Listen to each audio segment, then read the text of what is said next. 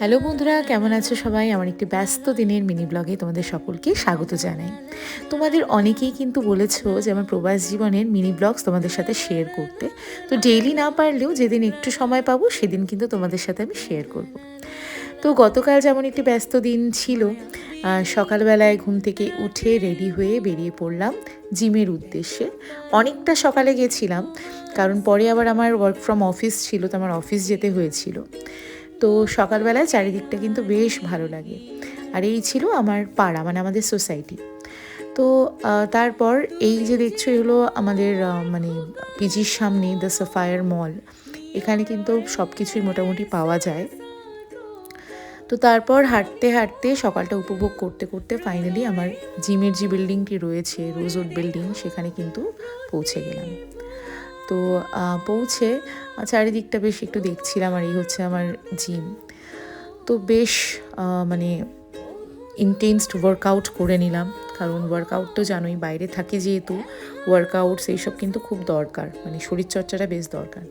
বাড়িতে গিয়ে ব্রেকফাস্ট করেছিলাম, কিন্তু আমি একদম বেশিরভাগ ক্লিপস নিতেই আমি ভুলে গেছি।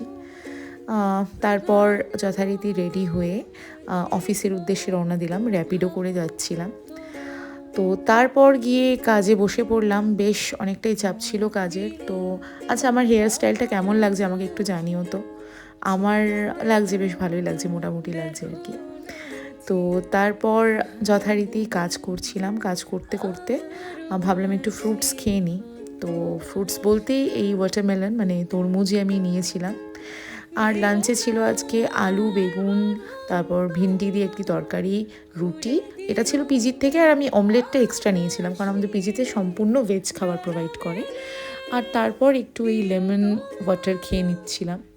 তো তারপর যখন অফিসের বাইরেটা খুব ভালো লাগে এই সময়, মানে যদিও বা এই সময় রোদ ছিল, তবুও আমি হাঁটতে হাঁটতে যাচ্ছিলাম। জানো তো, তোমার জীবনে যা হয়ে গেছে বা যা হবে, সেইটার থেকেও বেশি ইম্পর্টেন্ট তোমার জীবনে এই মুহূর্তে কি চলছে, সেইটাকে ফোকাস করে যদি আমরা কাজ করে এগিয়ে যাই, বোধহয় কিছু একটা ভালো হবে।